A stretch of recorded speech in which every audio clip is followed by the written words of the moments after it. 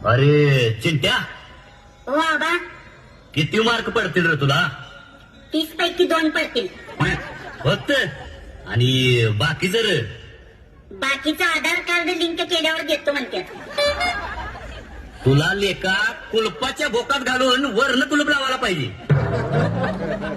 आबा, तुम्हाला 5वीला किती मार्क पडले? अरे लेका, मी 4थी पर्यंत शाळा शिकलोय. मग आबा, तुम्हाला लुगड्या नेसवून खाली या बायकांच्यात बसवायला पाहिजे. लेका, मोबाईलचं सिम कार्ड फेकून मारेन.